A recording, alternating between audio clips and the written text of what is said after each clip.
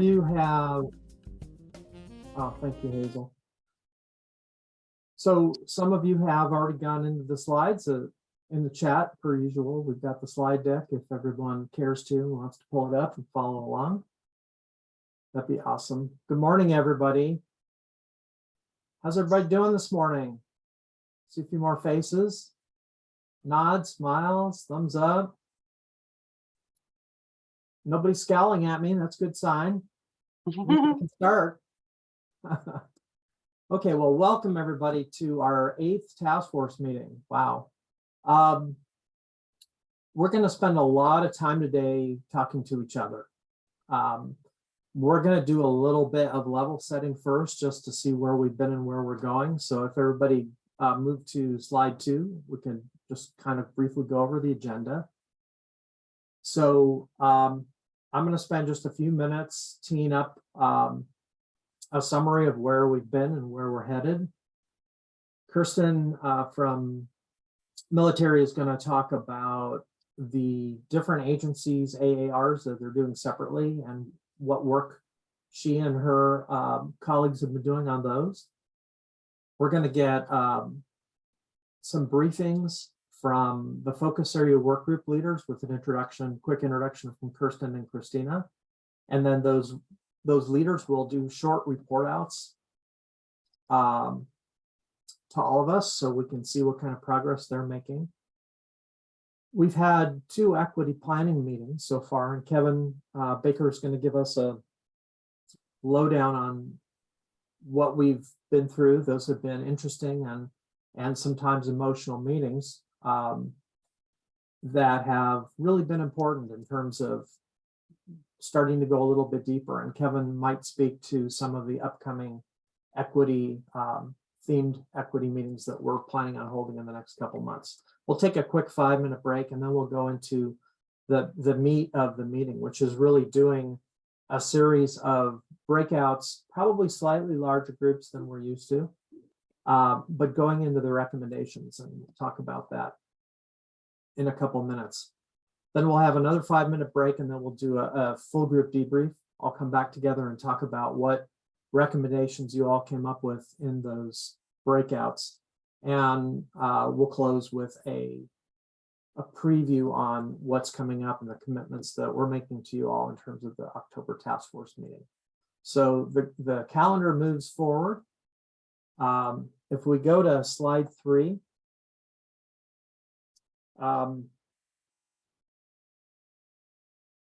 no, I was thinking about where the group is at and all of the depth and the breadth of the comments and the discussions that we've had over the last 8 months. And, you know, we recognize how different this work is.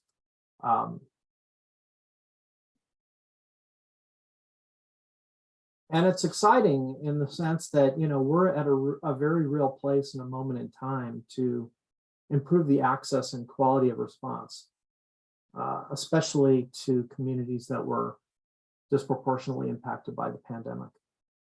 So as we transition, we're kind of in a space where we're transitioning from the learning and listening phase to synthesizing what we've heard from everybody and you all synthesizing at the same time, and then moving towards recommendations. And that's not a straight line. There's a lot of overlap, so we'll continue to listen and learn. We'll continue to wrap in everything that we've heard, and we'll continue to document the recommendations and then feed them back to all of you. So as we move forward towards the end of this year, let's work to get your recommendations understood by all of us, get them documented in ways that have the best chances for real impact and change moving forward. And if we go to slide 4, we can talk a little bit about the progress that have been made. So, you know, if you think of all the work that everyone is pouring into this in a lot of different ways, think of it as just a big funnel. There's a lot of input coming in at the top, moving into that funnel. We're in our 8th task force meeting today. We've had the 2 equity meetings I mentioned. The steering committee has been meeting all along. We'll hear in a couple minutes from the the leaders of the focus groups. And I mentioned those upcoming equity theme meetings that I'm hoping Kevin will speak to a little bit later on. And then the agency specific AARs, and Kirsten's going to report out on that.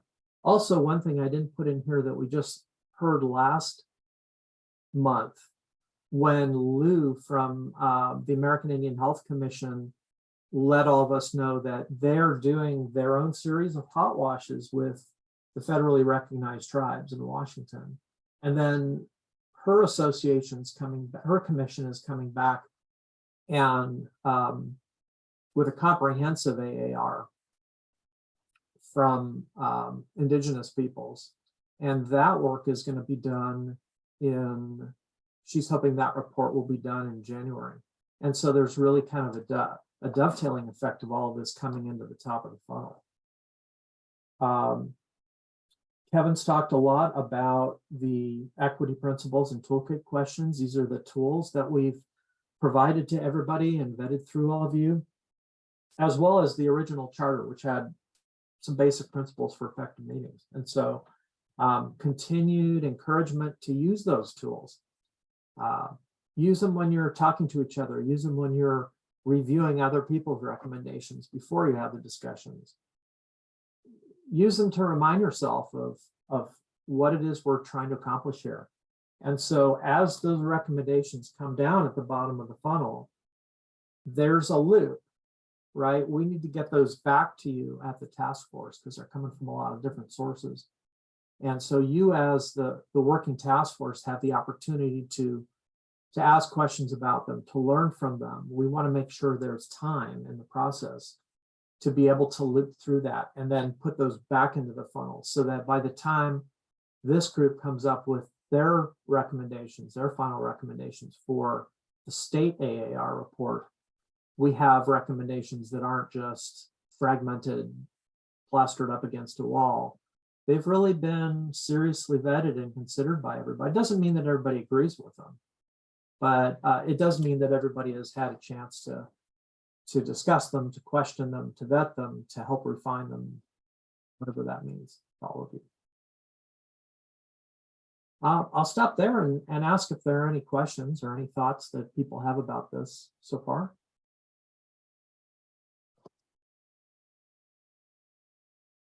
Okay, I'll take that. Oh, yeah, Kevin. I'm curious as to how many of you this morning when you woke up read through the foundational principles document.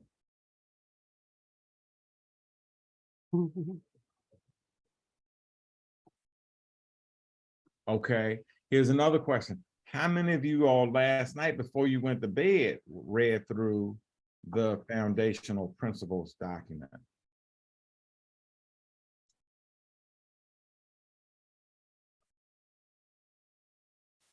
Okay, here's another question. How many of you all the day before yesterday read through the foundational principles document? That I did too. Okay. Okay, we have 3 people that did it. Okay, great. That's an improvement, right? So here, absolutely Friday counts. But here's the thing, and I'm just going to be quick, Kevin, right? Is this is something that we need to look at daily. You know, now I would prefer that we all read through it multiple times a day. You know, because we use this term that I see a lot called lens, right? Like my glasses has lens, right? And we talk about let's use the equity lens, or let's look at stuff, right? And right now, you all are very clear to me. I mean, I can see you all perfectly. And then if I take off my lens, now all of you all are just a big blur. Right. And for the most part, what's happening is we're all walking through life, and race equity is just the big blur. And ultimately, we don't know how to apply it and how to use it because we can't see it. So our effort and the request through reading it so much several times a day is just so it begins to become a part of us and we begin to embody those principles and those thinking and that thinking, right? So that is not something that we take on and off, but something that we live. Thank you, Kevin. Yeah, thank you, Kevin. I appreciate that. And so we always post the link to the project websites, always on the last slide of each of these presentations. In this case, it's right now, it's slide 18. So that document is on the link. That principles document is on the link. It's like 1 or 2 clicks away. Okay. Thank you. All right. So let's move quickly into some quick debriefs. Kirsten, on slide 5, do you want to do a quick review of the agency AAR work that you've been doing? Sure. Thanks, Kevin. This will be pretty quick. Good morning, everyone. We have a lot of material to cover, so respecting everyone's time, for any questions, you can send them to me via email. We have, as Kevin had mentioned, been reviewing the state agency AARs to find common trends, issues, challenges. We are going through this process. This process has unveiled some trends. For example, common trends for challenges that had arisen were, of course, transitioning to telework and remote work. From an operations standpoint, procedural changes were a challenge as well. Not interfacing with the public, not having lobbies open, so on and so forth. Other information we gathered is more agency specific, so we're trying to wean that out so it's not pertinent to talk about at this point. So that's kind of our little summary for now. We'll have some more robust information in next month's AAR task force meeting. Kevin, do you want me to proceed on to the intro of the focus area groups? Yeah, please, that'd be Okay, great. thank you. Furthermore, the focus area groups have been meeting, as we had all mentioned. The leads will be giving a quick brief on who they are, status updates, and other items. In the future meetings, as we gather more information, they will be bringing more dialogues to the table, such as challenges, recommendations, and potentially come to the task force for further guidance. So the first group, Tristan Allen is the lead for proviso language B and C. So Tristan, if you're here. Yes, good morning, everyone. So as Kirsten said, Tristan Allen, Department of Commerce, we were asked to take leadership over proviso B and C. B is stated to address rent assistance during COVID-19, for which Commerce was a lead agency in distributing the massive amount of rental assistance that came from federal government and state sources. C, I'm sorry, that was C. I got ahead of myself there. B is focused on business and workers, which again, Commerce was a primary conduit for resources through the Working Washington grants. However, the business and workers area, of course, had so many players and so many aspects to it for how the state handled it and how folks tried to deal with and mitigate the issues facing businesses as COVID restrictions were put into place. So what we're going to do for these two groups is on October 20th, we will have a meeting with a number of organizations to do an AAR covering proviso B, which is again the business and workers. It's an open invite. I know we've thrown it out to this group to get anybody who thinks they have an interest or good feedback in that area to attend. Currently, the attendees include program folks from our agency, representation from AWB and other chambers, whether they're local or statewide trade associations, WEDA, which is the Association of Economic Development Agencies in the state, a number of county ADOs, and ADOs is a term that Commerce uses. It means Associate Development Organizations. So these can be county economic development organizations, Some of them are nonprofit, some of them are ports, but they're groups that are generally grant recipients of commerce relating to economic and community support grants. So we pinged that group to request attendance, and we got a number of positive replies. And then other community organizations that have been relevant to the conversation or expressed interest. It'll be a 90-minute meeting with groups, with the group addressing business and workers. We'll start by a very brief review of some of the AAR findings that we already found in this space from Commerce's perspective, since we did an internal AAR focused on this, really to just get people thinking. We're not going to try to dissect any of the specific findings, but to just plant a few high-level themes that emerged. Because of course, this is going to be a much broader, more diverse set of folks. And so there's an opportunity to see where we missed the mark, see where we had blind spots, get additional positive information. So that will be, so for the business and workers, again, October 20th, and we'll turn around the write-up, get it back to the group for final comment, and then back to draft to EMD for inclusion in the final report. Moving on to rent assistance, we'll do it a week after on October 27th, same format, 90 minutes. And this one, we're fortunate that we not only have our internal AAR related to rent assistance, but there was also a large AAR process done looking at COVID-19 rent assistance with all of the grantee organizations that received COVID rent assistance dollars. There's quite a bit of good stuff there. And we'll use that again to kind of set a foundation for discussion. In addition to those grant assistance organizations, we've invited parties to the eviction resolution pilot program that included a couple state agencies and local organizations,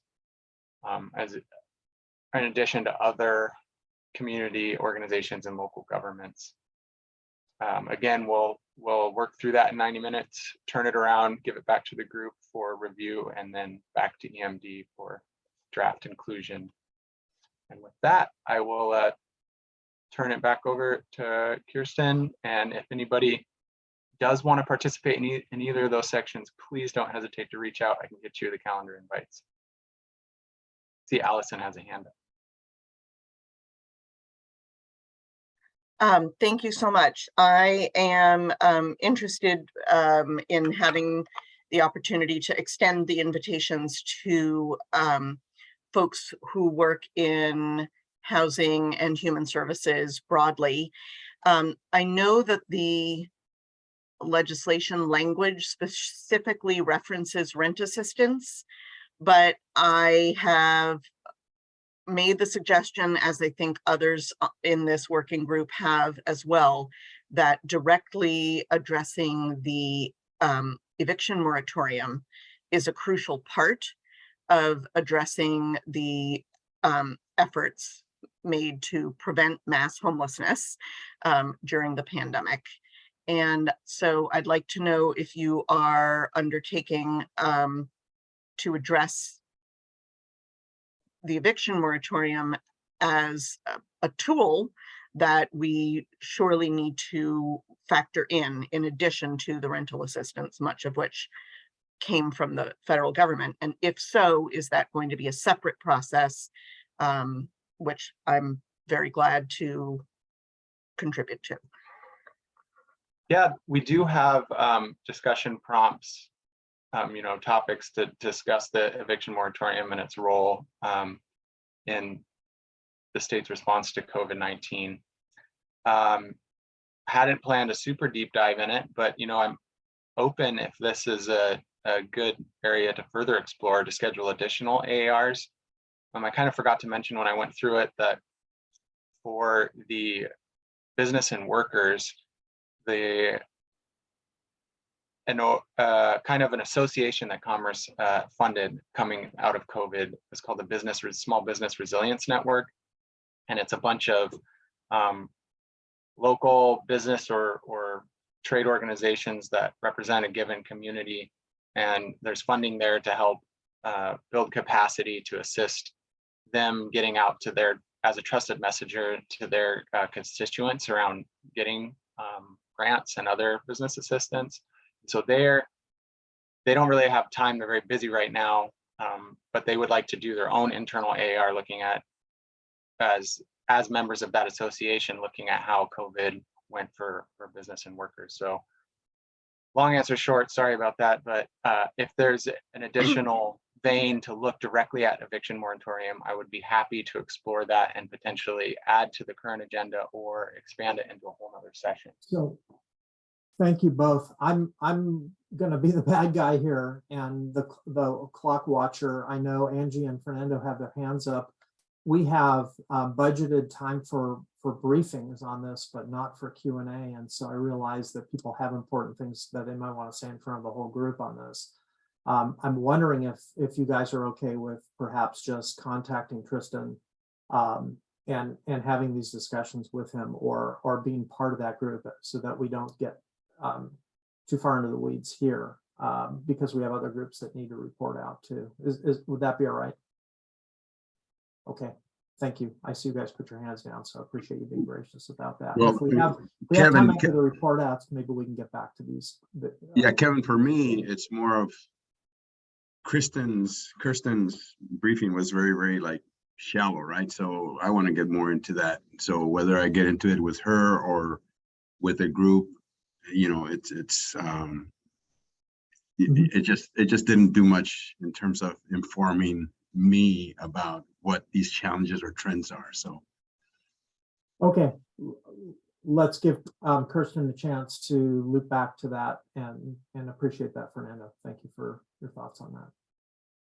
Okay, Kirsten, who's up next? So proviso language D was for Phyllis. Okay, so Phyllis has given me some talking points to share since she can't be here today. The project team has assembled around D. This is emergency response and crisis decision making. We have also, in addition to Ruckelshaus Center staff, we have engaged the Center for Regional Disaster Resilience, 2 of the leads out of that group, as well as 2 leads out of Burke Consulting, who have joined that team. And that full team is currently developing the approach for the deeper dive into lessons learned during COVID. So the plan is that over the next few months, they'll be interviewing emergency managers and others around the topics, and then convening a group, I'm assuming before the end of the year, to discuss and identify the issues and potential recommendations related to regional crisis decision making. I realize that's real high level type of stuff. They are, you know, have been basically just recently formed as they've been contracted. So, but the group is off and running. And I will ask, I'm not part of that group, so I can't personally answer more questions, but I will ask Phyllis to perhaps add more detail, and we'll get a richer type of debrief, I think, in next month's meeting on that.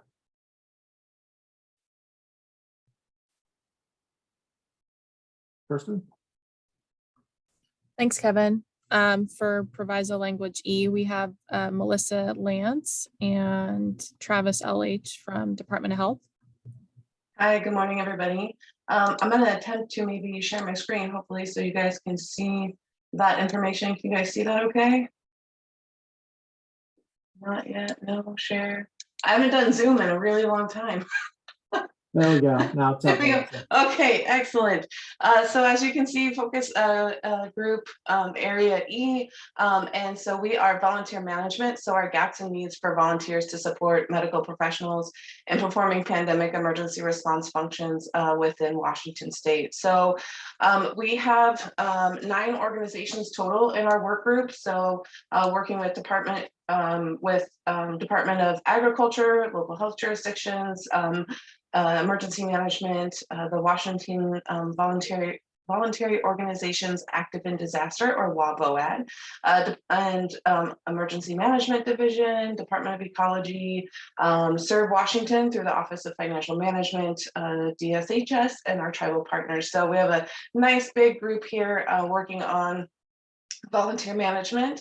And so we have convened several meetings with our work group, worked together to build a survey regarding the use of volunteers and provide a root cause analysis of the gaps and needs to maintain or support the ability to provide volunteers as a state managed resource. So some of our focus areas with that survey included volunteer management, coordination and oversight, volunteer training, recruitment and retention, management of spontaneous volunteers and donations, partnerships prior to emergencies, like with hospitals, clinics, medical schools, liability protection, so guidance, protections, reciprocity, and other with other states or counties, and then obviously working through diversity, equity, and inclusion, and what that looks like to make sure that we have volunteers that are within the community that reflect those who are within that community.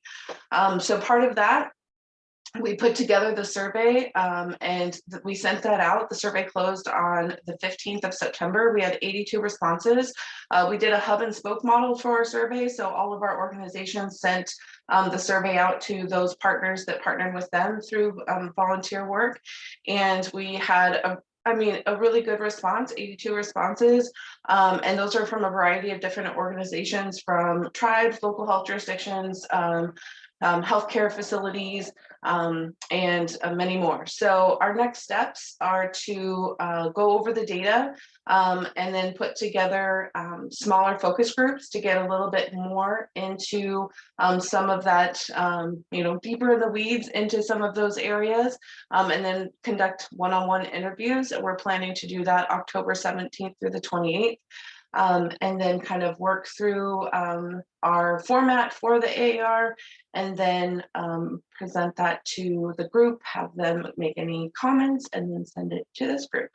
So that is our project area. And then I don't know, Travis, if you wanted to add anything else. No, thanks. I think you got it all, Melissa. Thank you. All right, excellent. But on that note, I actually am taking a different position at DOH. So Travis Lenars-Hagen will be taking lead for this focus area moving forward. So he's been, my partner from the beginning. So he'll have a continued good grasp on this work. So I'm excited to see where this all goes. But thank you.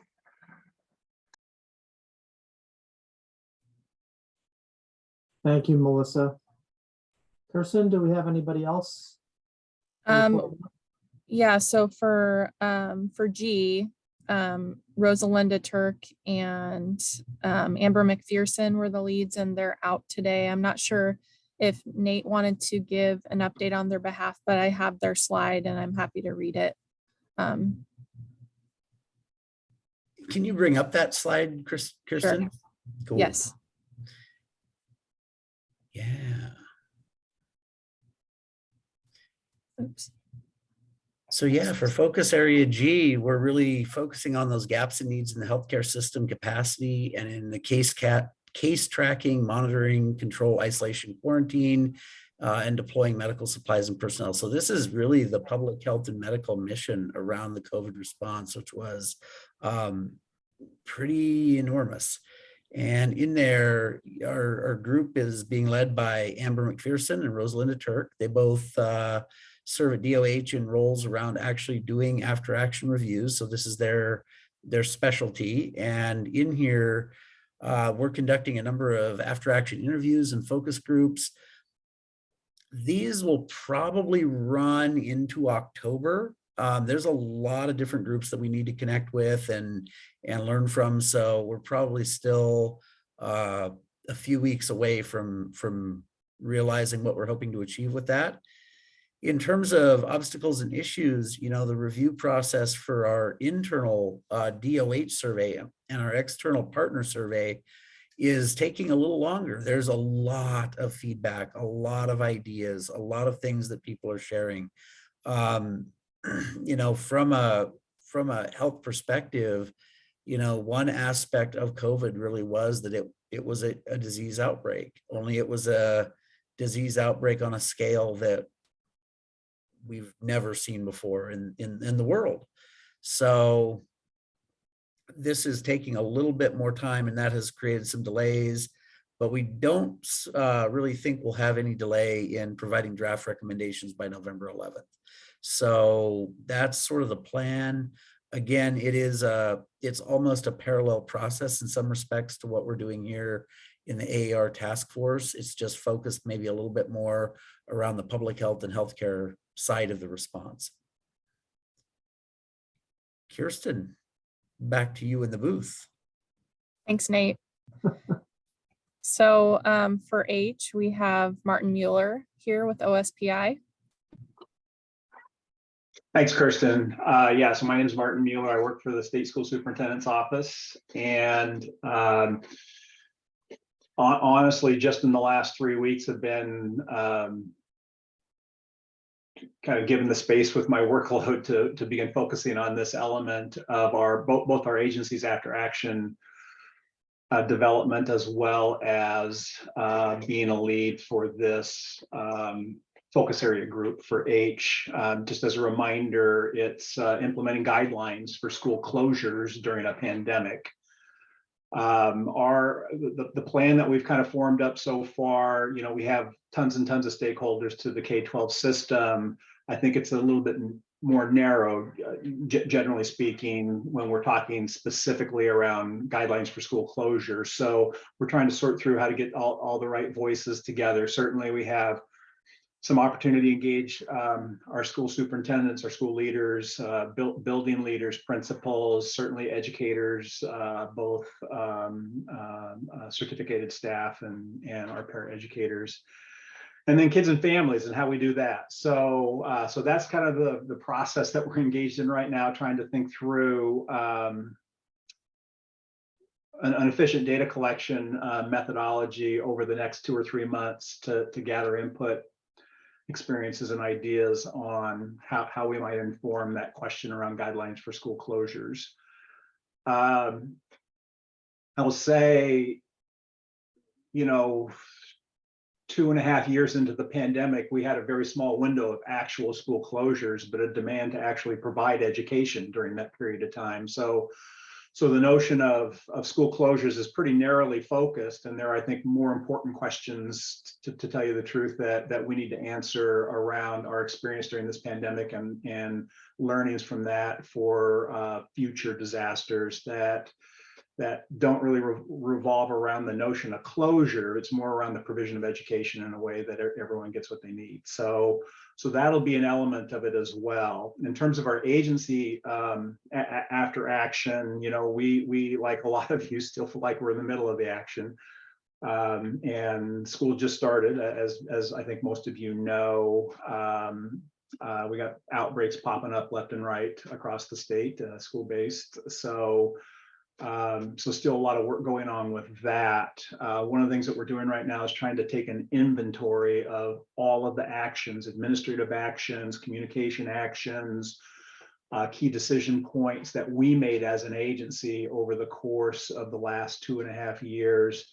You know, most of them standing on decisions or requirements or recommendations made by our important public health partners, but also you know, the various governor orders and proclamations. So we're not trying to kind of dive into that work necessarily. It's really more about what our role has been, trying to facilitate ongoing K-12 education in the state. So starting with that inventory, and then you know, as others have talked about, doing that analysis of what worked and what we can improve on. So that's the status that we have right now.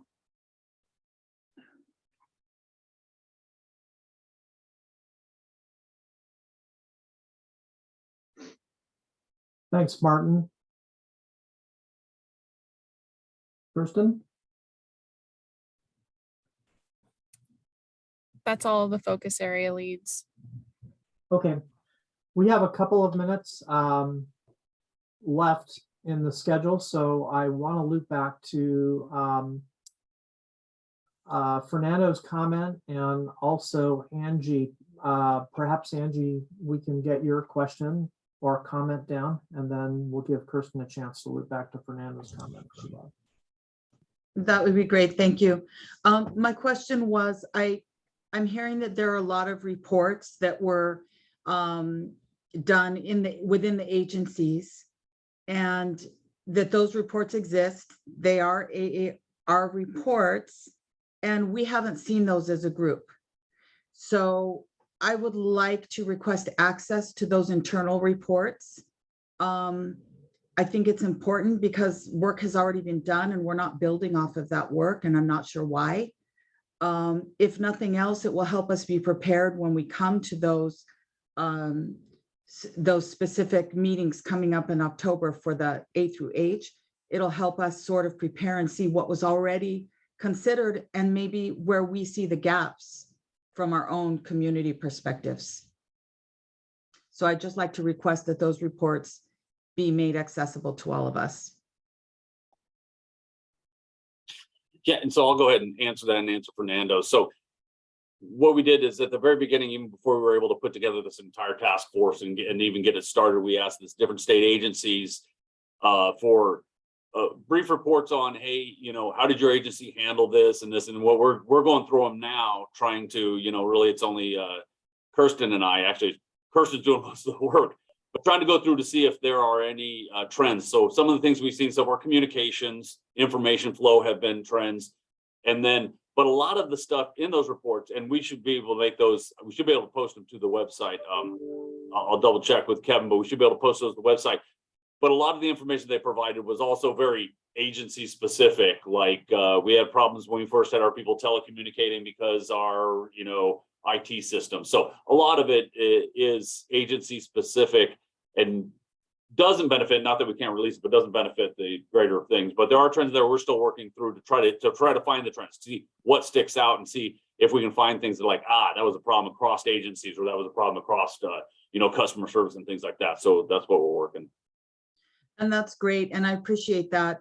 I also, like my concern would be if there's nothing about equity mentioned in those, that's a gap, right? So that's something that we from the other perspective could call out and say, okay, some of those other issues were talked about, but how come we're not seeing the equity piece, or how come we're not seeing this piece or that piece?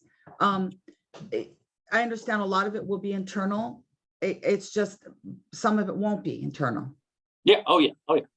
So, no, absolutely. And that's what we're trying to do is, pick out what are the things that aren't just specific to Department of Licensing, or that, what are bigger trends or lessons or highlights. So that's what we're trying to do. It's a big process that we're trying to work our way through. I can imagine. Thank you. Thank you for that, Adam. Yes. Hey, Adam, one thing I would add is that one of the products that we are hoping to provide for this group is that matrix of themes, so that you really can do what Angie was alluding to, see where there were themes of commonality, see where there were gaps, see where there were pieces that maybe we want to drill down deeper into, or maybe understand better. Areas where we kind of look at that and say, well, it's terribly unfortunate that that agency didn't get lunch that day, but we're not going to worry about that. So it's a wide variety of pieces, but we are trying to get together sort of a good visual for this group that summarizes that body of after action review. And then with that, most of the after action reviews are in many cases public documents. So they're not, there's only a few that have some restrictions on them because of their discussion around maybe critical infrastructure, things like that. But most are publicly accessible. In fact, a lot of agencies have even posted those on their websites and things like that. So if we need to get some of those, that would be probably doable. I would say I'd almost have to ask Kirsten or a couple of other folks on here how many there are, but it's an insane number. It's really kind of almost too much to go through, like, for one person. So this is sort of what we're hoping to provide, and then really that drill down capability will be there. So if you see something, any of you that sparks an interest, we can easily find the reports. We can go and look more. We can share those with you, but it'll help target, I think, some of our looking versus walking into almost a library and saying, I think I'd like a book. And then we have lots of books. So hopefully that helps you, and hopefully that gets you also what you're hoping to see from this group. Thanks, Nate. Thank you, Adam.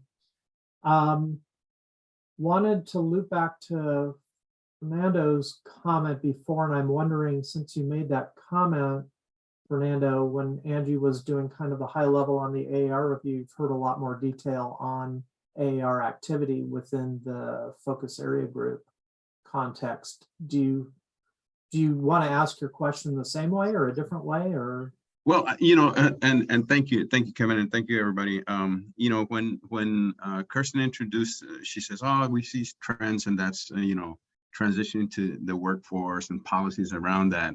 And I'm sitting here thinking, like, well, that's nothing significant, right? That's nothing that we're looking at. I mean, that's because for me, the next question would be, well, wait a second. Okay, so what are the causals that are causing these issues? How is it affecting our communities disproportionately? I mean, what trends, how do we get deeper into that conversation? And then the reviews that were followed, they started answering some of those questions, right? And that's what I want to get to, right? Is I want to get into the true causals so that we can come up with some solid recommendations, right? But the other thing that I kind of like am seeing, I think, and I understand the workload, everybody's busy, but I'm seeing that there's I'm wondering if we're actually going to make the time frame and the milestones that we're actually putting in front of this committee, in front of this group, right? So that's because I see that there's kind of like slowly delaying things. So that would be a question that I would have. But no, I appreciate all the briefings. Thank you. And Fernando, I'll address your the timeline.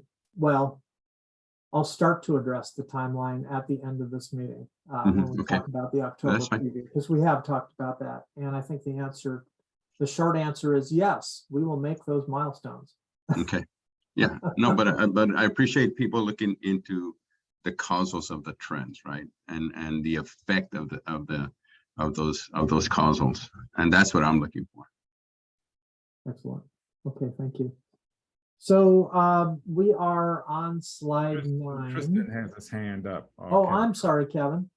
And by the way, Tristan, several folks have commented privately in the chat that they're looking for some of the leaders' contact information, so they can get involved with their groups. So I'm going to shortcut some work for myself and ask you to contact Samantha Louderback and let her know what, if you have her contact information, or look the two of you up so that she can get in touch with you to join your groups. Tristan, please. I just had a thought, hearing Fernando's comments, at least for the two areas that Commerce is leading, so business and workers and rent assistance, there's a lot of the findings that I suspect will be found is just data gaps and lack of information. We know that we see the negative outcomes about disproportionate impacts. We talk about it, but I'm hoping that this can be a launch pad for further action. The final report of this group, maybe, it would be awesome if it had a bunch of highly actionable things that state government can do and that the community can coalesce around to address. But it likely will also just point out pretty massive coordination and data gaps.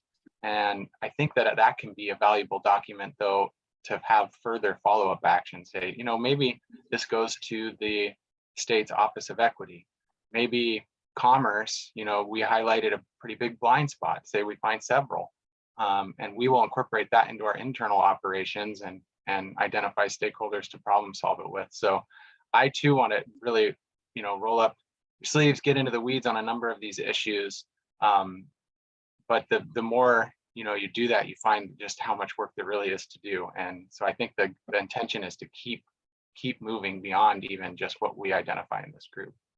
No, I thank you, Tristan. I think that's a great comment, and I appreciate it. I think that that's what we need to do, right? Even if we can't solve every problem, at least we can make an impact, right? And start solving some of the problems, which will eventually trickle down into solving other problems on its own, right? It's just that momentum that we capture. And through that process improvement, we'll solve other problems that we didn't even think we were going to solve, right? So thank you. And getting into the weeds is the purpose of the focus groups and the types of recommendations that you all make. And we're going to go into that exercise here in about 15 minutes. I think the types of recommendations will kind of become apparent, whether those recommendations are very granular work step recommendations, whether they are higher level, whether they are process recommendations. The recommendations are not necessarily all meant to be to do, a list of task or a list of task orders and a list of to-dos. So I think that'll become apparent. We're really curious to see what your recommendations discussion opens up. We're ready to move to Kevin's section, but Adam, I see your hand up. Do you have a really quick comment? Yeah, just really quickly, I want to just add that, we have our guiding things of, A through H. These we have to answer, but there are going to be a lot of things that we're going to uncover in the state agency after action reports and other things that come up through that. They're going to pop up, and some of them are going to be so big that we're not going to be able to handle them in the timeline that we have, because again, we have a final report due. And I don't know how much leniency they're going to give us any extra time. I doubt any. So there's going to be some stuff that we can get in the report though. Hey, here's something we uncovered. It needs to be looked into. So that's where I see we would be a benefit of this report. We're going to answer those A through H that the focus groups are really focusing in on, but there may be things pop up that are like, hey, we would love to tackle this or address this, but we don't have the time or capacity, but it needs to be looked into. So that's going to be our ability as a task force to put that voice up to the legislature and to the governor's office.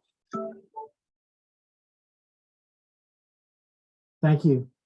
So Kevin, we have about 10 minutes now just to for you to give an update on the 2 equity meetings that we had, and maybe talk a little bit about the thematic meetings as we move forward, and ask some questions, provoke some questions with the group. Okay, thank you. I will try. I don't know if I could put thread through a needle in 9 minutes, but I'm gonna work on this, right? Thank you all. I appreciate everything that we've heard thus far, and those that who have spoken up to continue to ensure that equity is being thought about, and that that there are areas where deeper dives are needed and necessary. And I appreciate Martin and talking about the fact that school closures could be the least of the issues when it comes to education that needs to be thought about. So I'm going to first read some not exactly quotes, but I pulled pieces from some of the statements that participants have made in the equity focus areas. I'm going to read a few, and then I have a few thoughts I want to share after that. So some of these I have added in so that they aren't just fragments coming out, right? So, and these are thoughts again coming from you all task force members and others who participated in those groups, right? So we didn't create this foundation when the task force began. We tried to fix the issue without identifying the root problem, right? Not enough time taken to clearly create an analysis. Understand structure systems built on structural racism, need to dismantle, examine contributing factors, must be more than equal access. We can't, why can't we use the word prioritize? Change conversations are not often pleasant, and people sometimes shrink away from conversations needed to get to the end results. And the prioritization or using the term prioritize, I believe comes up from the fact that one, the situation when we talk about institutional systemic racism and other structures that are in place were put in place by government. And therefore, government should have a role in dismantling and creating this and helping to work through the issues. We need to give people what they need. Each culture, community is different. We need to understand what equity means for each group versus a state agency assuming they have internal expertise to do this. We can't create policies without understanding outcomes. We have to change the system. We have to dismantle racism. It's a huge undertaking. Whatever solution we have will only be a Band-Aid. Every disaster will expose a society's weakness, and systemic racism is a weakness. There's a tension between community organizations and state agencies. Our words match, but we're not getting to the heart of the matter. We need to move the conversations to a deeper level. Make sure that people in the room are representative of community served essential to achieving goals, and using their lens, not default lenses, which is white supremacy culture. I hate saying equity. I want to say racial equity. If we don't use that, we're going to have the same results. Question is, do people know the difference between equity and racial equity and the purposes therefore, right? And if you read the principles document, it's in there. What's the point? A question is, do we all, in doing this work, need to have a common analysis of the issues that need to be resolved? Another question is, do we already have that? What other work would be necessary to achieve that? Question is, over a period of 8 months, is meeting for 3 hours per month enough time for the task at hand? Are we working from white normative behaviors with a sense of urgency in getting all of this done in a particular time, even when we talk about the time in which we're meeting? Should a recommendation be to have a longer period of engagement that is longer than the legislative session in order for it to do a deeper dive? The issues we're dealing with took longer than a few years to create, and we're not going to solve them over a short period of time. Complicated issues require complicated solutions and not simple solutions. And we must all remember that we're all swimming in the waters of white supremacy culture. Thus, it makes it even more critical that we know that we have a shared analysis that is outside of white normative behaviors, right? That we're looking at things from a different perspective and we bring the ideas in.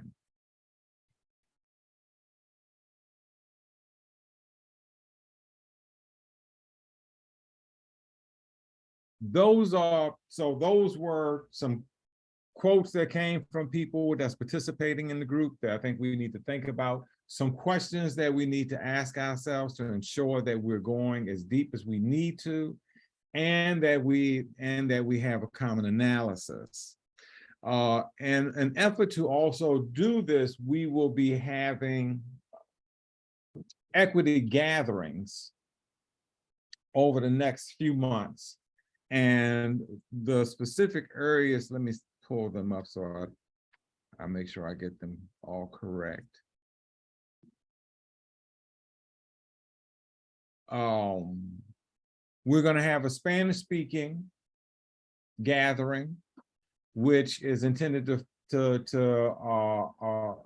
also bring in rural and farm workers and other areas to explore. An indigenous peoples gathering, a gathering around all areas and issues around accessibility, right? Regardless of your ASL, physical disabilities, mental disabilities, and all those areas. Food insecurities. We're going to gather a few equity collaboratives to have conversations, and a focus on African Americans. And we're going to have a general session as well. So those are some of the areas we're planning. You all will get the information as they're happening. And we would encourage your participation, as well as if you know others who should be participating, to please let us know. Is there anything that I left out, Kevin? Probably not. I think you did a great job. I'd like to tie what Kevin said back into the exercise that we're going into. We will take a break in a minute, but if we can go to slide 11, I'd like to show you the instructions for the breakout that we came up with. Because those recommendations, again, you may have process recommendations. Like Kevin said, when he was reading back your comments from the prior equity meetings back to you all. A lot of this is ongoing work. And so how granular you make those recommendations, or how high level you make those recommendations, may have a very, very big impact on what elected leaders and others can dig into. So, it can really be a wide variety. We are going to ask you all to get into your groups after this short 5-minute break and talk about, now that you've had a chance to go back through notes, to go back through slide presentations from the last 8 months, perhaps to listen to recordings, especially if you've missed any of those meetings. All that stuff's been posted. What key lessons have you learned? What themes have emerged? What gaps are you concerned about? And finally, what recommendations do you have at this point in time? And this is an ongoing discussion. This is not the first time that we've asked these questions. Many of you recognize these. And we'll continue to ask these as we dive deeper into those themed equity meetings, gatherings that Kevin talked about, so that we can dive deeper. And we hope that the A through H focus group meetings and leaders will use these as continual discussion filters to make sure that the recommendations that come out of those groups as well are considering each of these important issues. So it all ties together. Okay, that's the prompt.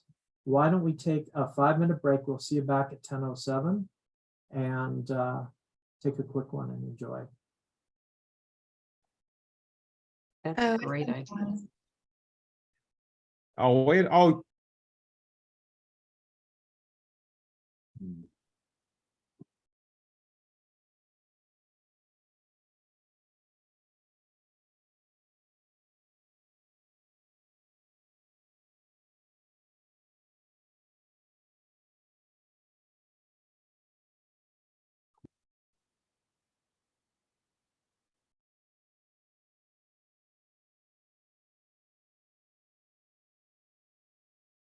So half the group is out. They're taking their rest of their 19, 18, 17 seconds. Group C is in it.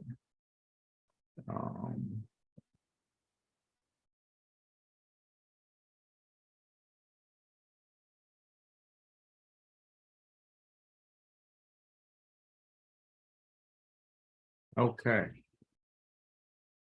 Here we go.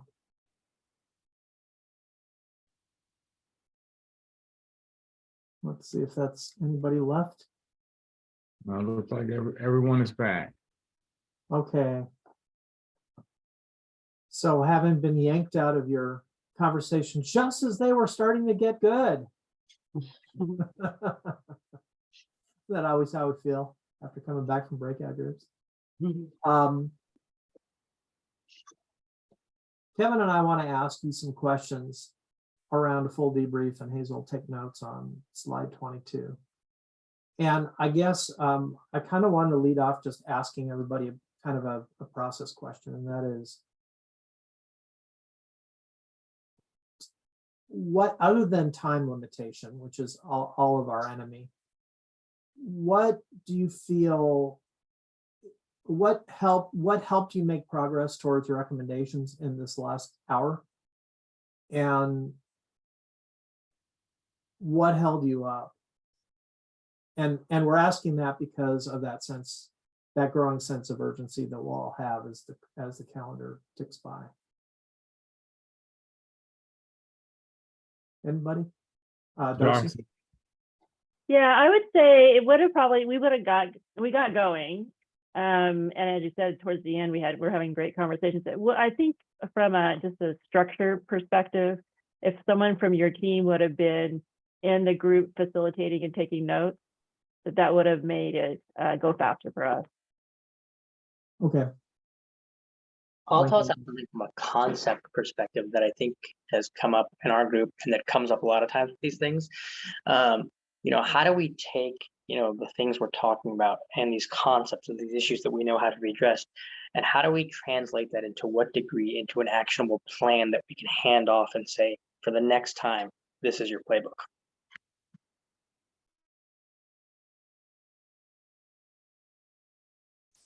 So what type, for those of you who got to either implied or explicit recommendations or started thinking about them, what types of, not the recommendations themselves, but how would you categorize the types of recommendations that you're thinking about, either in this group conversation or on your own? We talked, oh, sorry, I see a hand up and I'll go ahead, Angie, and then Teresa. Okay, all right. We talked a lot about who kind of just who's being left out, who wasn't addressed. I'm going to go back to that word, who wasn't prioritized and should have been. And then we just started to touch on the why of that when our time ended. But the why is really the real question, because that's that deeper part that if we're not going to get to the why, we're never gonna get past the surface level. So I really liked that everything everyone talked about always went back down to that idea of where the gaps were. Thank you. Teresa?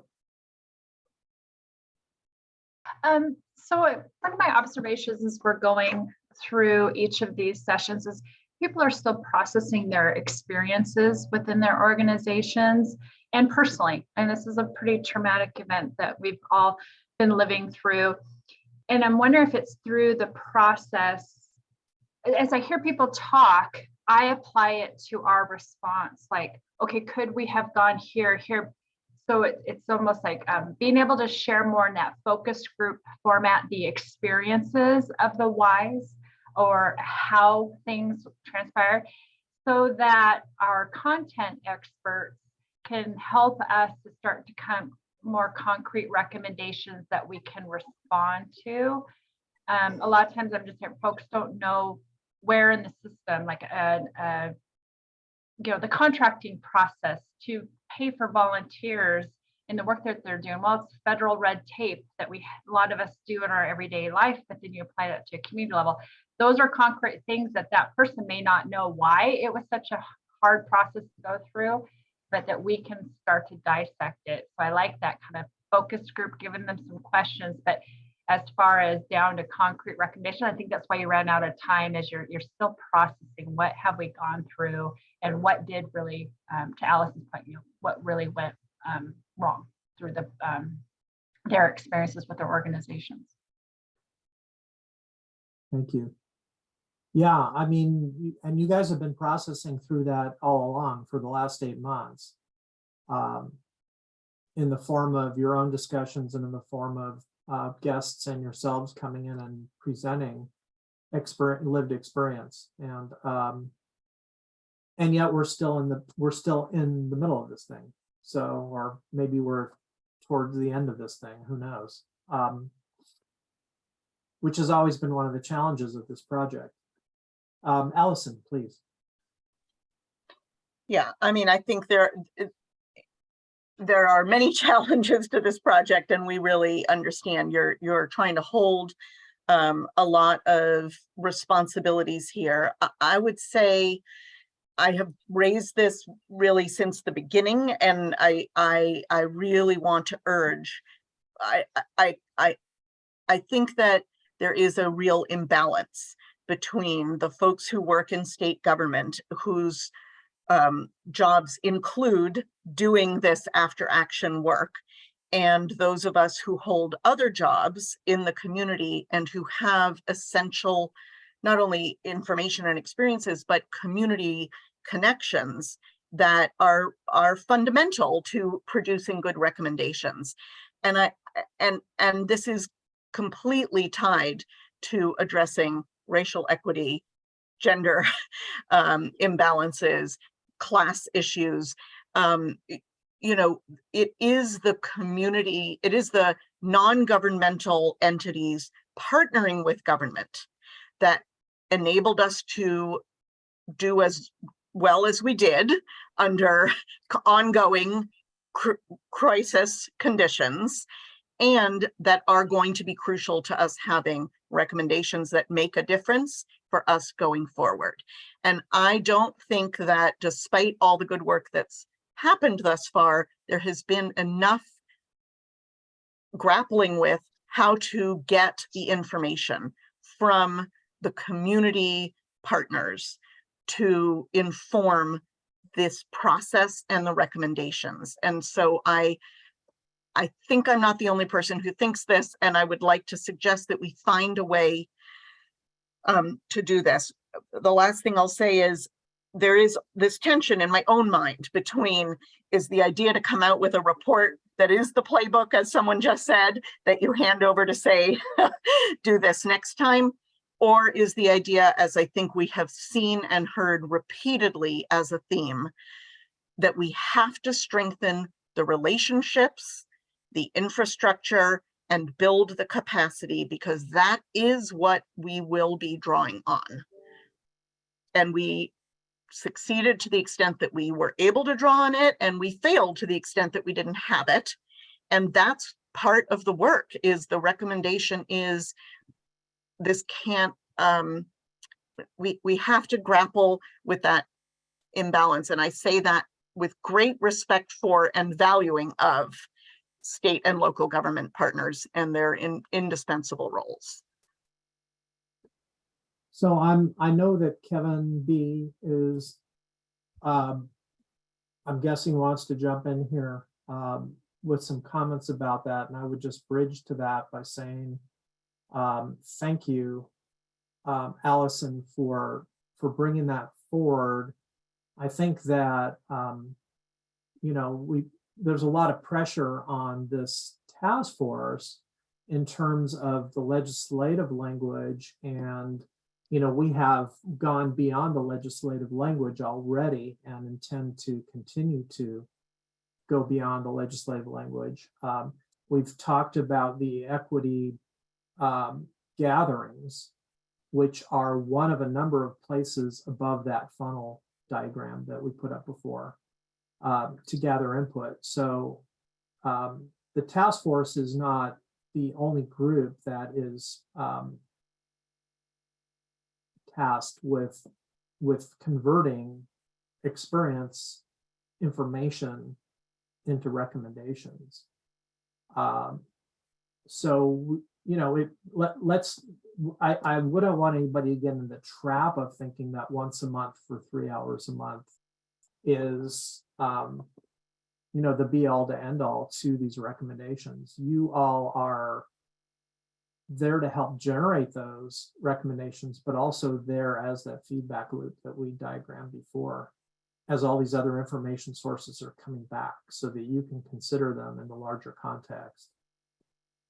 So, but I think we all hear what you're saying. I'm wondering, and I see Angie's got her hand up, but I just wanted to defer to Kevin B and see if he had any thoughts around this. Couple thoughts. To some degree, some of it goes back to time for me, right? And, do we really believe that? I mean, essentially, we're still in the pandemic. We're still experiencing it, and we're still learning lessons, right? So do we really feel like 8 months is enough time to really go through it? And it's really not. Can somebody tell me what eight times 3 is?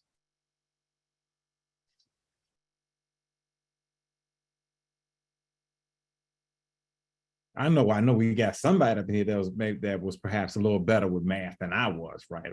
Was it 24? Is it 24? Okay. So here's the question for everyone. Is 24 hours, which is essentially one day, long enough to do everything that we want to get accomplished? No. It was rhetorical because I answered the question, right? But I'm sure you all answered it in your mind as well. The other part about the imbalance of state workers here, and so part of the question is why? Because I don't believe that was the original. I think there was more community members that was involved, but just maybe aren't showing up. And the state, I know those here from the state they're on the clock, they're getting paid, right? The question is, were community members and community-based organizations, and this is a question that I maybe came past me and maybe I missed it, right? Are community organizations and members being paid to be here? And if not, then that within itself is an inequity, right? Because all of the state workers here are being paid to be here. Right. So essentially, that could be why we don't have as many voices as we may need here. I'm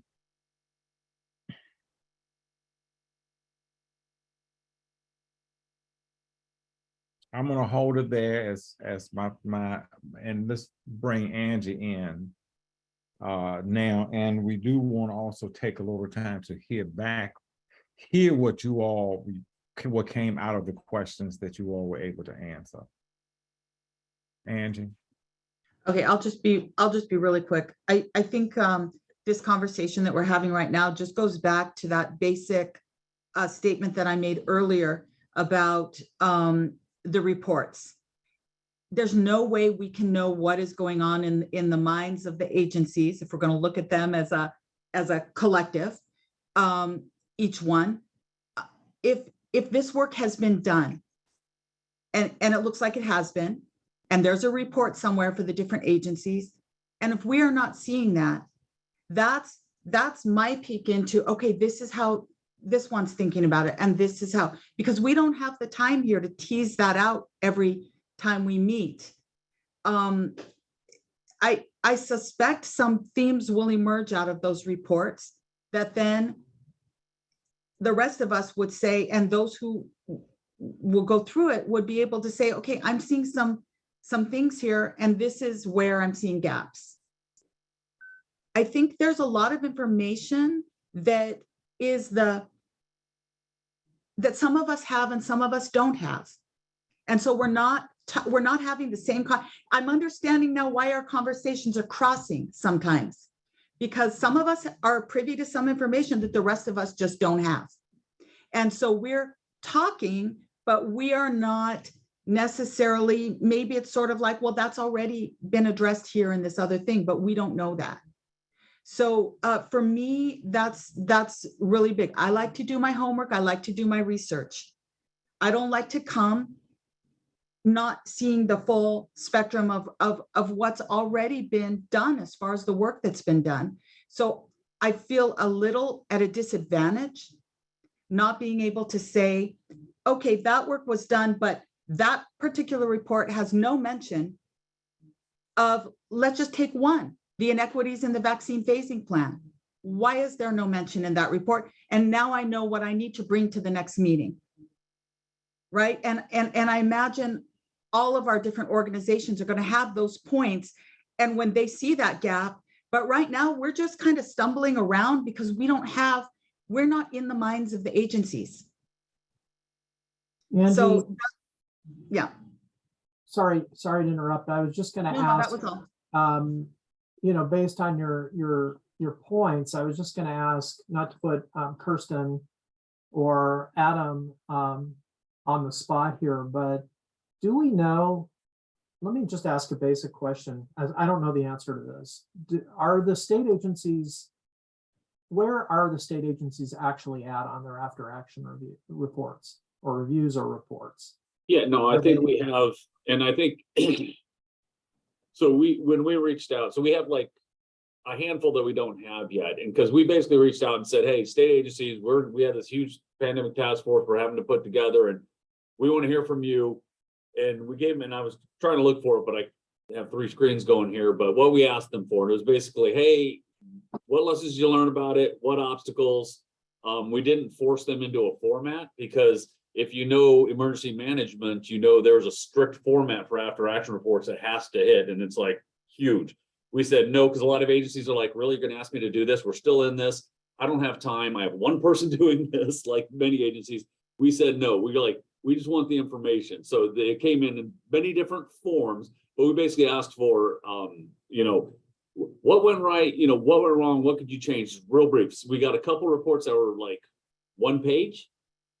We got a couple that are longer, and then we have a couple that haven't come in yet, because it is I mean, like, I think, you know, some of the like health department, theirs is huge. And so it's like, so we haven't got all of that one yet. So that's why we're still working through it. But that's what we asked them for, because we didn't want to say, hey, you need an official AAR, because we know we would have never got them. So we're like, hey, here's the information we want. And like I said, I'm trying to look at what we exactly asked them for, and I have it on my computer here somewhere, and we'll get that out to the group. But what we asked for when we give everyone access to the things. And again, like I think Tristan said, we do have to go through and make sure there's no critical infrastructure or anything that needs to be redacted. I don't think there is, because we didn't ask for, you know, anything that would be confidential. So yeah, so hopefully we'll be able to get that out or available to the group quickly. Okay, and then Nate had made the same commitment that you just made, Adam, as well. I heard him say that. I'm just wondering, Kirsten, if you could maybe speak to Nate's earlier point about when he mentioned sort of a matrix, a synthesis matrix. Did I hear right or wrong? I thought he was talking about across the different agency AARs. Does that ring a bell with you?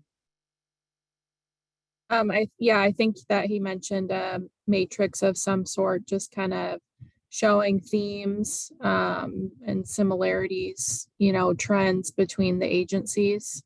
So, you know, I'm sorry that what we had seems a little surface, but we're still trying to dive deeper. So hopefully for the next month's task force meeting, we'll have a little bit more tangible information with something to show as well, visual wise. So yeah, and I'm wondering if we can talk in one of our weekly internal meetings about where, once you guys have a chance to check where stuff is at and how long it'll take to screen for, you know, highly sensitive or meaningless information, so that, you know, Angie and I'm sure others can feel a little more comfortable with what's out there and how to respond to it. Because maybe we can get that out, you know, I mean, if we don't have to wait a month to do that just because of a task force meeting date, let's get that stuff out as soon as the agencies are capable of doing that.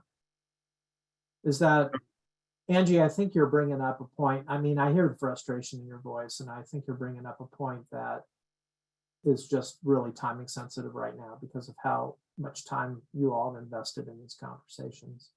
It's time, Kevin. It's also, for me, coming from a community that is often shut out and not allowed to sit at tables like this. To me, it's also an issue of respect. Like, what we can share, let's share it. We're trying to change the way we do things. I don't see a lot of Latinos sitting at this table. If I don't say it, who's going to say it for my community? And so I want to make it clear, it's not only about time that I'm raising this issue. It's about trying to change the structure of how we operate. Thank you. So Fernando and Tristan had their hands up.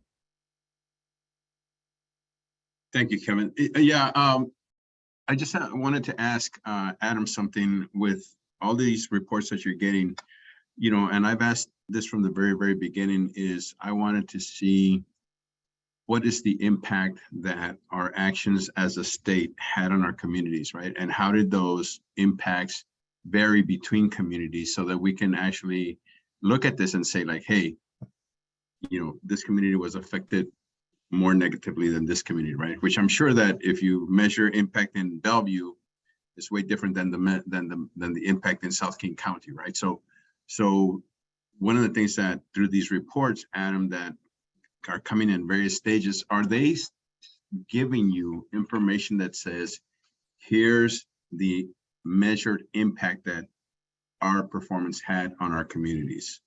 Because that's really what is important to me, because that's where we can really get into some real decisioning around what our next steps are going to be. And to Angie's point, right? I mean, every community is affected differently. And so I just want to make sure that we're looking at that and not that we're checking the box because I get a one-page report that says, hey, these are the actions we did, these are the trends that we saw, but there's nothing there that's substantive that we can really take and measure and add to this metric or this matrix that says, overall, here's how our actions as a state affected our population. And then the next step is, how did our actions compare to other states that acted differently? No, I understand, and I go through my head of which ones specifically pointed out their impact. I know some of the agencies pointed out their impact to their customers, but I don't think they specified necessarily different groups of customers, you know.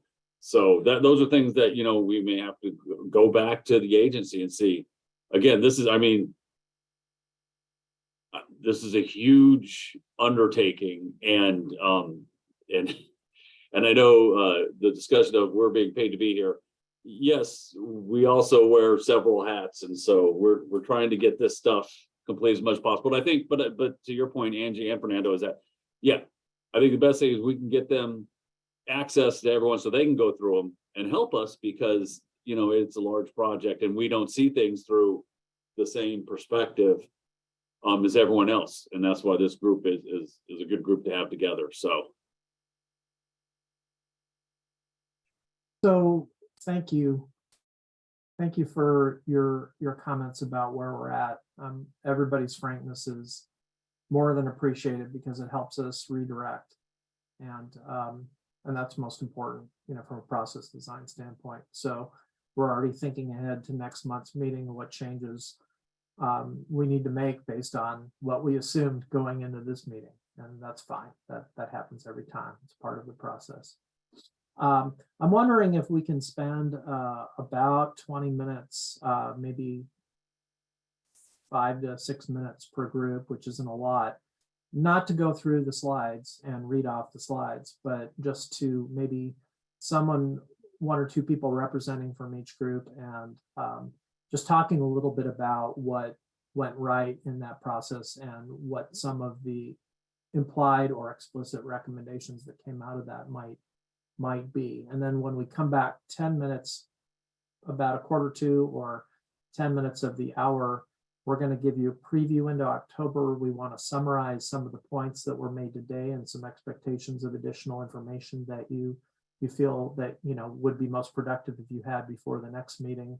Want to make sure there's no ambiguity around that, and then we'll close out. Is that okay with everybody? Also, Tristan had his hand up for a while. Is it something that you can state briefly? Oh, I'm Tristan? sorry, Tristan. You've got your hand blends into the upper left of your background, so I didn't see that. I apologize. No worries. I think just a +1 for the maybe synthesizing those state agency inputs and getting them out to the group, since that's work that was already done and we could be building on it. But another kind of much broader thing that comes to mind that I think might get at the root of some of our struggles as a group.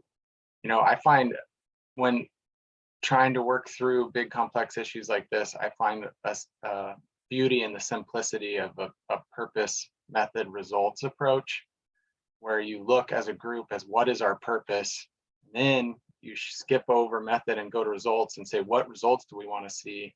And then you talk about the method that's going to get you there. And I feel like our conversations are oscillating between all three of those categories without ever having answered any of them.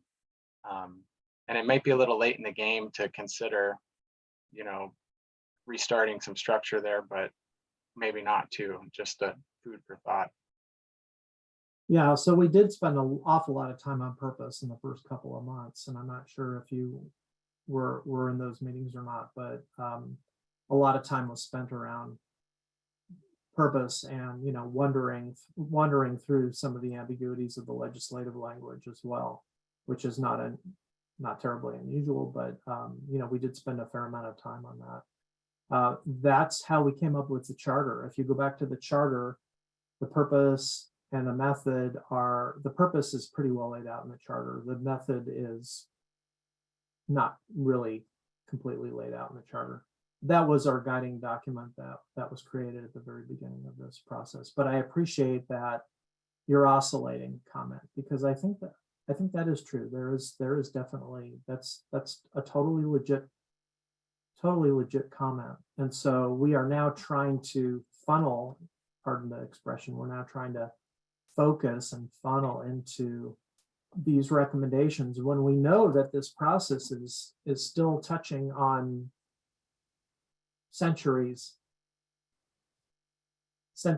of hurt and feelings and trauma. And so we're trying to be very conscientious about what the group is, how the group is doing, and how it can get to a productive place in a fixed timeline. And what can't be done, what's going to evolve into your recommendations on what can't be done here once a month for 3 hours a meeting, that can create productive recommendations that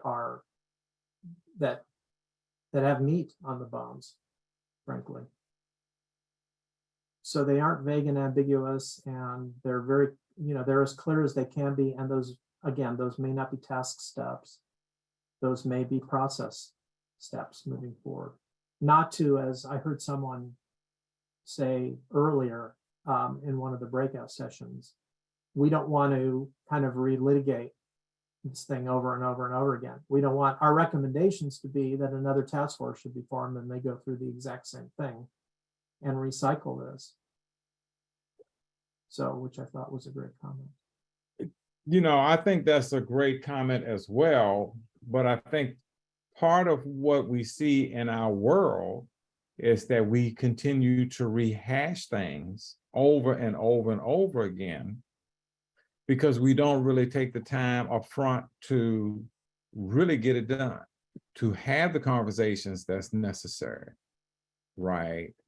To build the relationships, because I think about the numbers of people who are here who have not said a word in the meeting, right? And I'm wondering what they have to say. I'm also wondering, are we in relationship enough for people to feel comfortable speaking their truth here, right? So there's so much. We don't want to have to redo the work, but ultimately, in order not to rehash and redo, we have to really take the time necessary to go through and do it thoroughly. And that's often not quick. Like the African saying goes, if you want to go fast, go alone. If you want to go far, go together. We're here together, but we set the circumstances up correctly for us to go together far, right? With that, I know we do want to hear from the group, so let me be quiet. And can we start with group number C? Why don't we, and Kevin, why don't we invite people, if they want to, invite people who haven't had as much airtime in the general meeting from those groups to give their opinions about some of the Absolutely. discussion. Absolutely.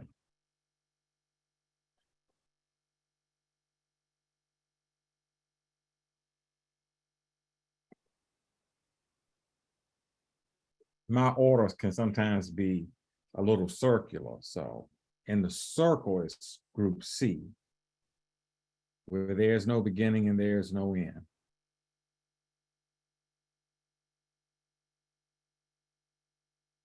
I can provide some brief out for Group C. I was trying to leave space for others to talk, as I know I've dominated the mic a little bit.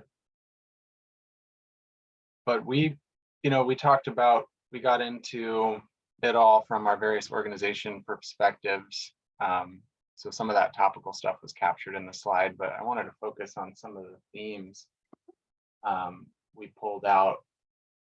And one of the really big ones that landed in my mind was around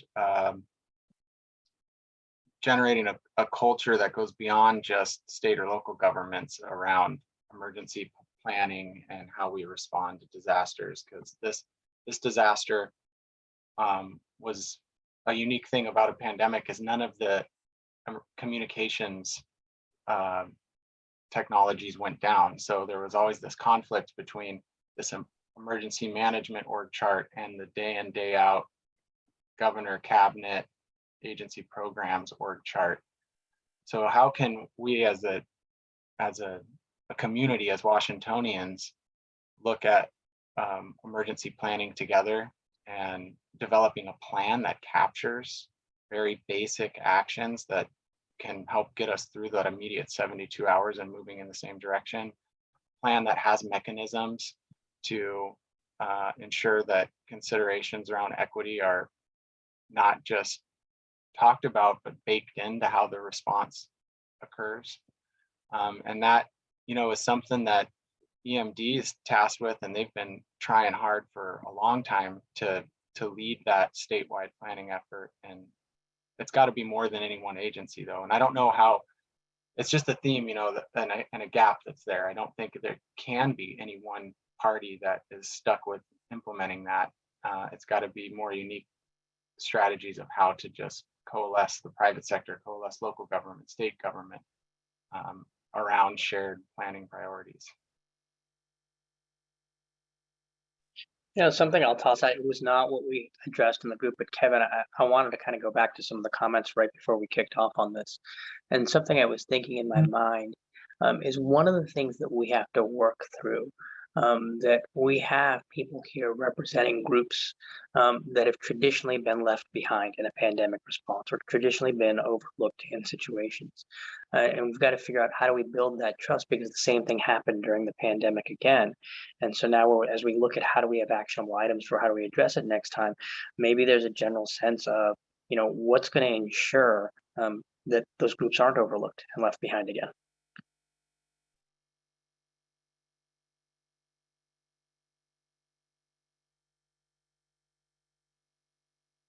Thank you. Thank you. Anyone else from Group C want to chime in?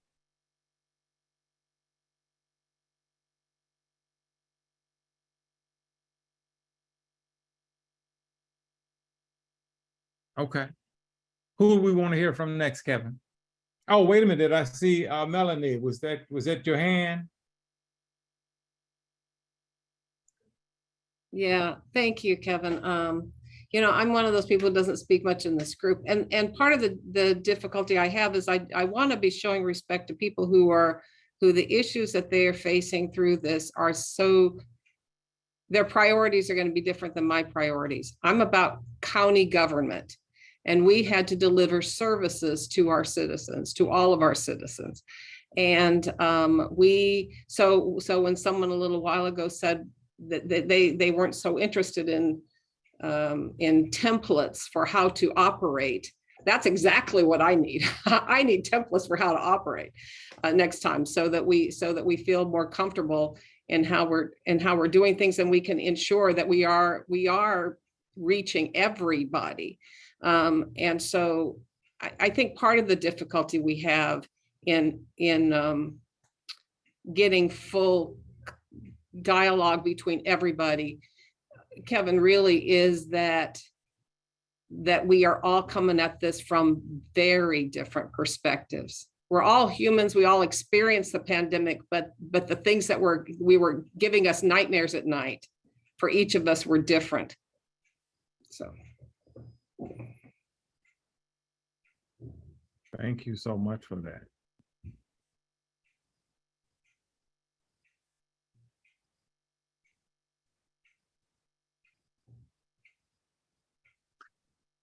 Thanks. So Kevin, who do we want to hear from next? Which group?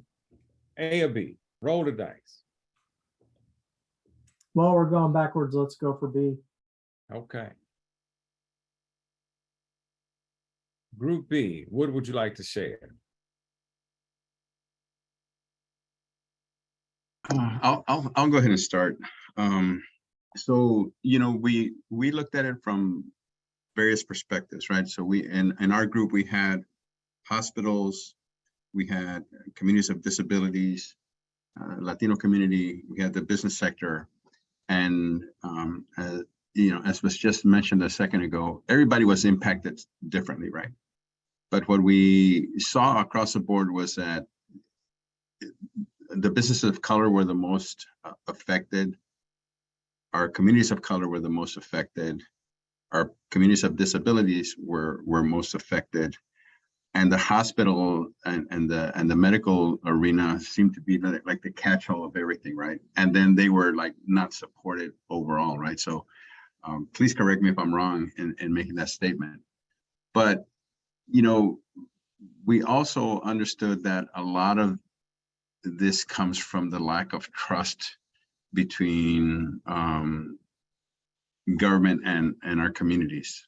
And so as was mentioned a second ago, building that trust and trusting that the communities, that the organizations that the state is partnering with is going to help us move the ball forward a little bit quicker, right? Because sometimes we're caught up in so much paperwork that it slows the process down. So simplifying some of the processes that the state requires so that we can reach those communities a lot quicker is going to be very, very important.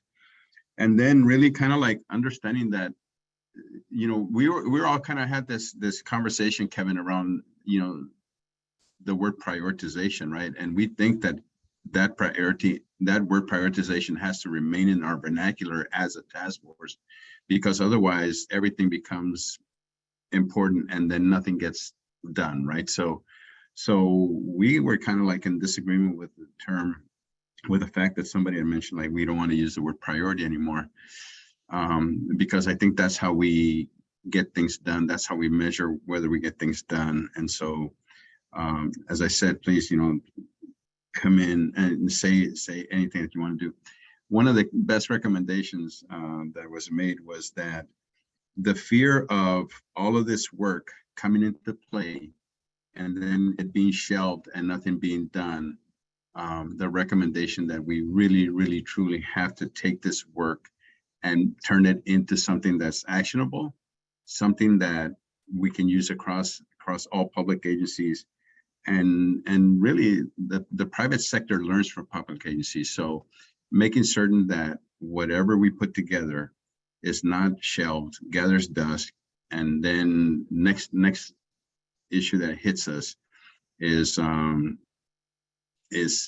we have to start all over again. And so I was thinking today I was thinking about monkeypox, right? And the effect of monkeypox. And I'm happy that it hasn't affected us as much as it has, but still there's a concern there, right? Because there's a certain community that is being affected by this more dominantly than others. And so how are we helping that community respond to that particular issue, right? So those are just a couple of comments that I want to make. Thank you. Who else from Group B wants to add? You know, I'll add, Darcy from the Hospital Association, and we had a great conversation. We could have talked for so much longer. However, you know, when reflecting back, and we're thinking about, you know, what we might do differently. And I think when it all first started in Everett and Kirkland, and then there was a point where it felt like there was a tsunami and you just couldn't catch your breath. And we didn't have the infrastructure in place to help us to be able to see beyond what was right in front of our face from the, from the health sector, and to be able to look to see who are we not seeing. It was just, honestly, it was just too hard. And so when we think back, nothing felt like it was going right for the healthcare sector, and it was just really trying to survive from minute to minute. To the degree that we could put structures into place so that you could have some breathing room to look to see, where are we missing our people who are living at home who need extra support, or our people in our vulnerable communities. How do we get to our homeless shelters? And that I think is, I wish that we could have had the ability to do that faster. And if we can learn anything about that, that would be my hope for this group.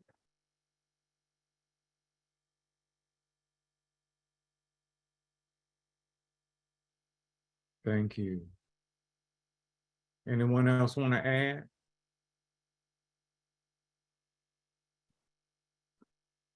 So let's move on to Group A, because we are getting a little short on time.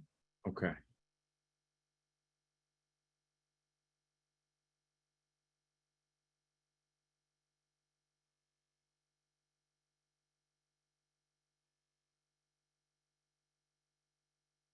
Group A.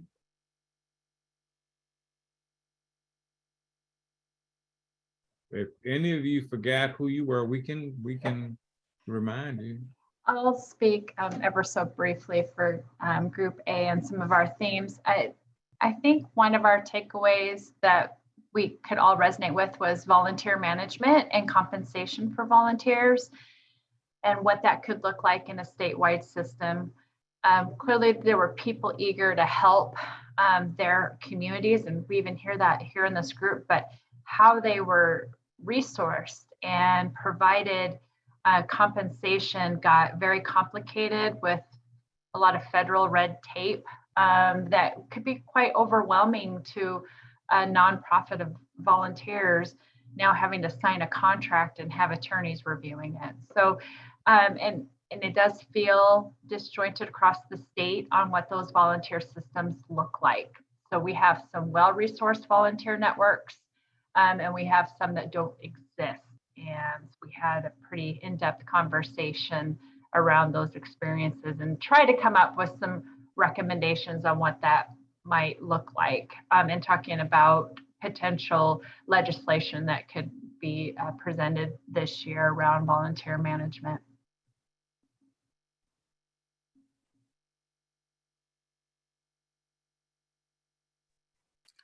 I could say something. I know one of the things we were talking about is how there seemed to be a disconnect between local community groups and, BIPOC communities and the government entities that we were working with, and somehow to bring a cohesive coordination system between those groups, because the local communities knew what they needed. They knew what needed to be done for their community and how to do it. But a lot of times it was like hitting a wall when you're saying, hey, we need this, we know how to do it. We just need your help in this. And then you would get, no, we want you to do this. And we're like, well, that doesn't work in our community. And so there was this back and forth for a while until certain communities, certain government groups were like, oh, yeah, we need to listen to you.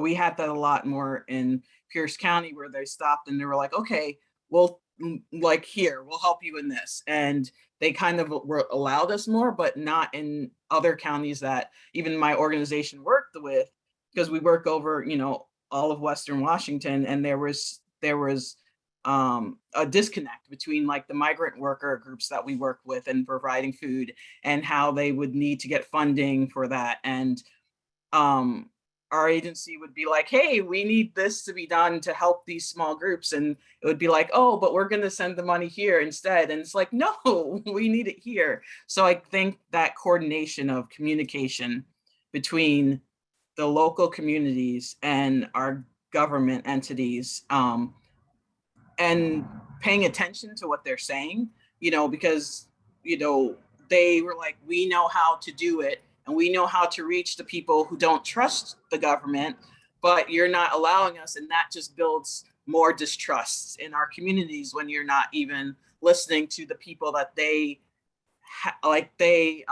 trust. And you're ignoring those groups. So then the communities aren't going to trust you because they're like, well, there's people here that, we trust, but you're not listening to them. So I think that is one of the things that's a really important kind of theme that we were hearing and gap that's missing.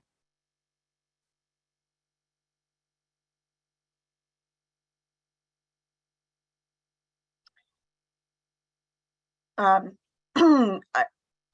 hope this is not duplicative, but reinforcing of the comments that Fatima and Teresa made, and also the previous speaker. I had to step away for a moment, but I think maybe it was Darcy.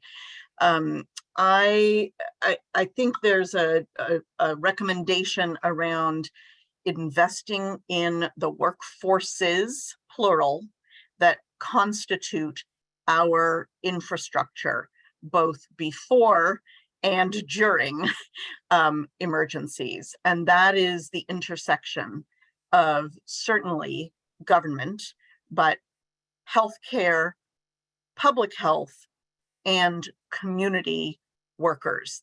And I want to be clear, I think there is a whole lively conversation and an important, necessary conversation about volunteers and engaging volunteers, but actually I'm talking about the skilled, experienced, linguistically and culturally capable workforce of community-based organizations and community members on whom our emergency response actually relied and will continue to rely. And so recognizing and investing in those organizations and the relationships between those organizations and local government and public health and healthcare workforces is critical.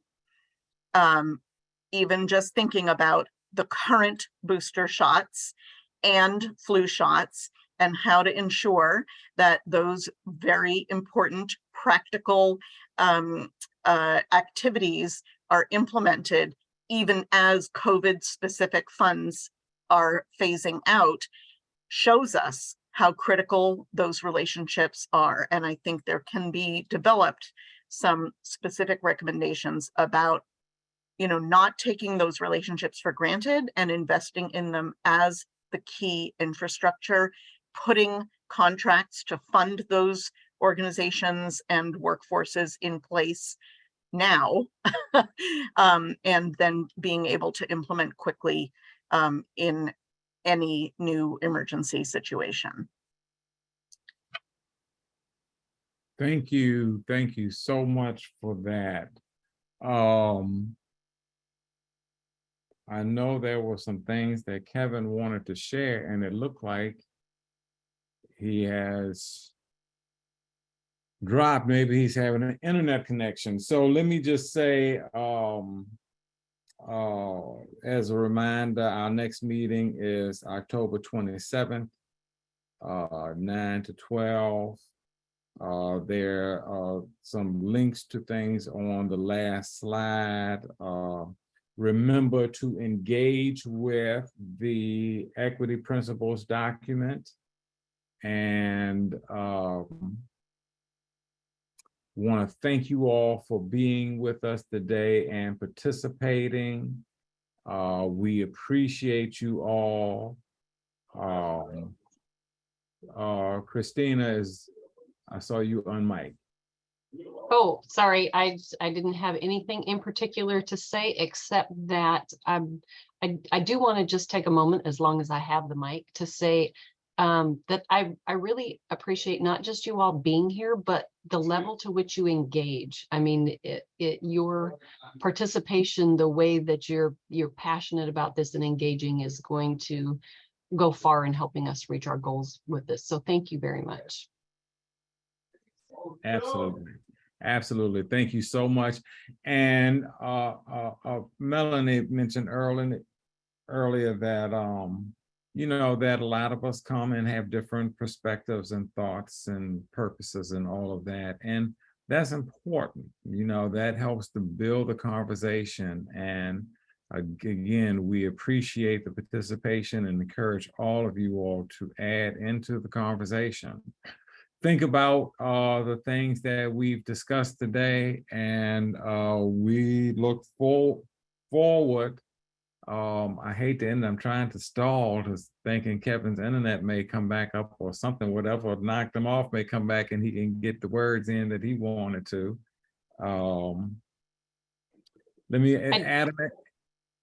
Go ahead, Christina. I did just get an email from Kevin. He's not able to get back into the meeting, but he did ask us to close the meeting, which we're doing. And he also said that he wanted to make sure that we commit to coming to the October meeting with a timeline through the remainder of the project. So just add that real quick. Sorry, Kevin. Okay, no worries, no worries. Let me ask Adam, is there anything you want to add in as we're closing? No, I just thank you for the discussion and for, you know, holding us to task to get things out like that. You know, we appreciate it. We're doing the best we can, but we can do better. So thank you for that. Thank you for the discussion. Absolutely, absolutely. Thank you. Anyone else have any closing words that they'd like to add?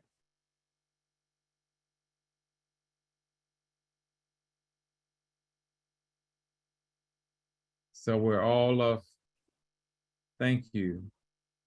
Thank you so much again. Thank you all for participating. We look forward to the next time, and sure that you all are participating in your work groups. We will be getting more information out as the planning comes for the gathering. And if any of you all with any of the groups that we mentioned have ideas of who should be participating, please let us know. Okay. Thank you all. And it looks like we have 3 minutes left. Or 3 minutes. People might have a chance to run down the hall between now and their next meeting. Right. That's right. That's right. Thank you all.